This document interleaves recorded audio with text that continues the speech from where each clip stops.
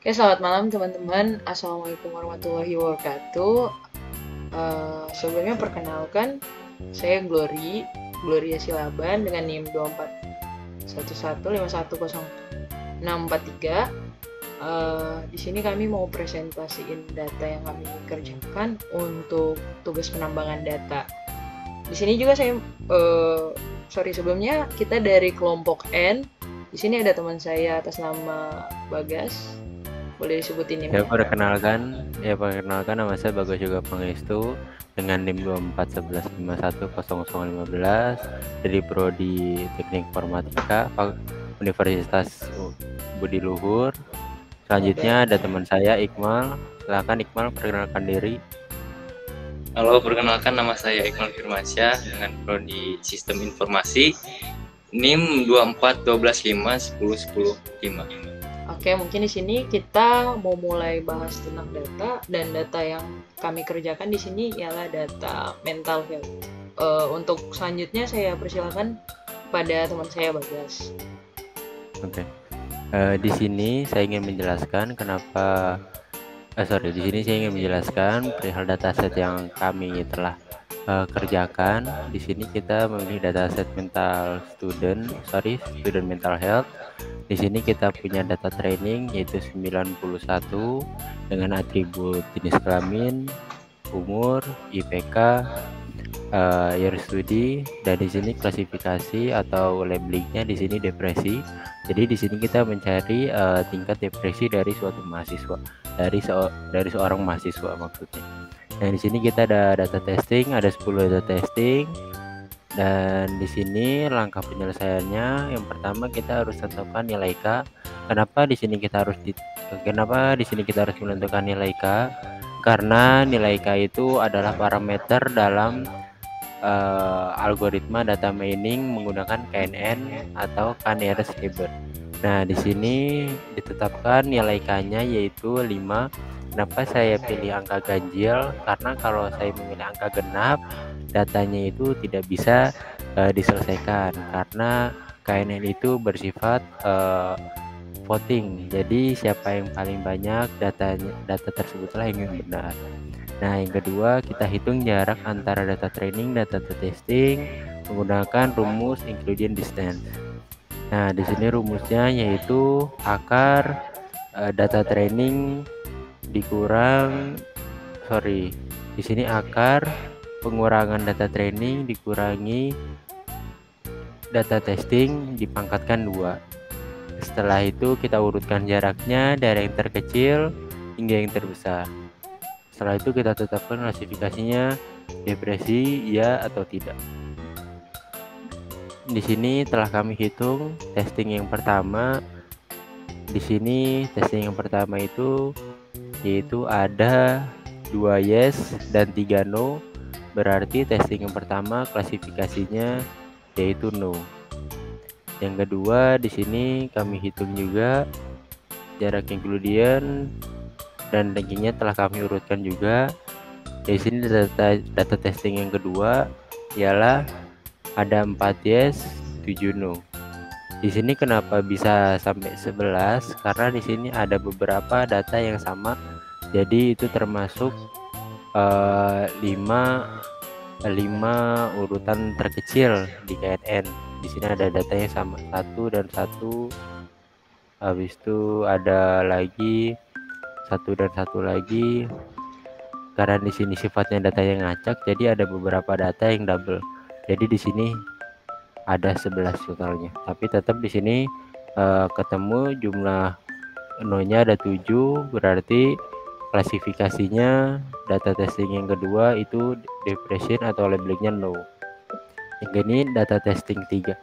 Nah, di sini kami telah menghitung dan di sini data testing yang ketiga itu jumlah yes dan no-nya sama. Nah, di sini terjadilah error. Maka dari itu data testing yang ketiga di sini kami beri tanda strip karena error. Nah, yang keempat hingga yang ke-10 itu sama. Kenapa? Karena semuanya bisa dihitung dan klasifikasinya telah ada di sini yaitu no. Nah, tingkat akurasi dari data yang telah kami hitung yaitu 9 dibagi 10 dikali 100%. Data akurasi dari data yang telah kami hitung yaitu 90%, tingkat errornya 10%. Nah, inilah data yang telah kami hitung dan telah kami selesaikan hingga 10 data testing. Mungkin sekian pembahasan teknis yang bisa saya sampaikan.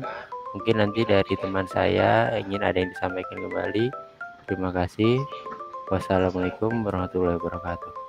Oke, untuk itu saya persilakan Iqmal kalau ada yang mau ditambahkan. Untuk saya paling dari kesimpulan aja ya dari dataset kita kali ini. Berdasarkan hasil analis yang dilakukan terhadap data kesehatan mental mahasiswa dapat disimpulkan beberapa hal penting. Yang pertama ada kondisi kesehatan mental mahasiswa yang perlu diperhatikan serius. Data menunjukkan bahwa sebagian mahasiswa mengalami gangguan seperti depresi, kecemasan, dan serangan panik.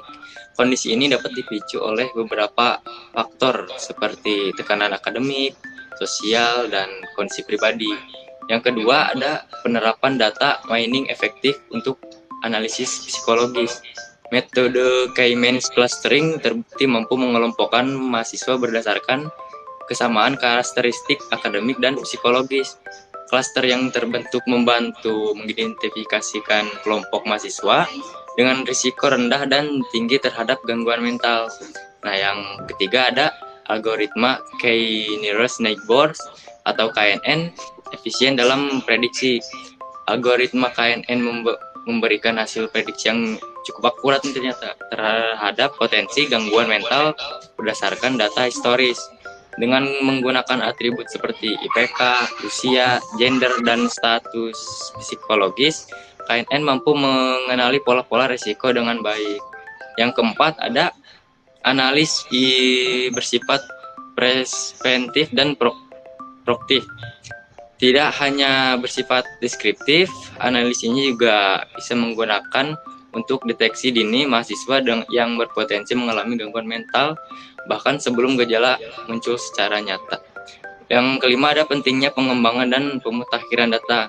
Untuk mendapatkan hasil yang lebih komprehensif dan akurat, perlu ditambahkan variabel-variabel lain seperti kualitas tidur, aktivitas sosial, tingkat stres akademik, dan dukungan dari lingkungan sekitar.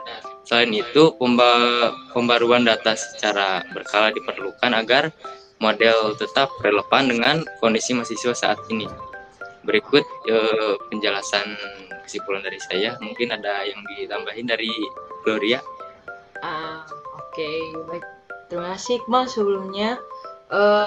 Mungkin tujuan dari klasifikasi ini atau dari data kita yang kita kerjakan ialah untuk mengetahui kalau siapa yang lebih rentan bisa kena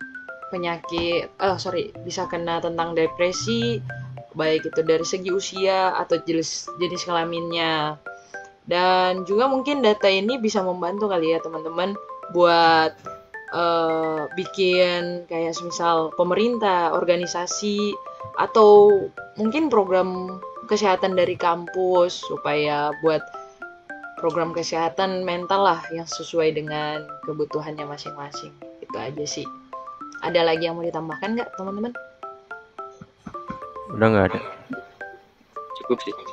Oke, baik kalau begitu. Mungkin ini aja Pak tugas presentasi dari kami.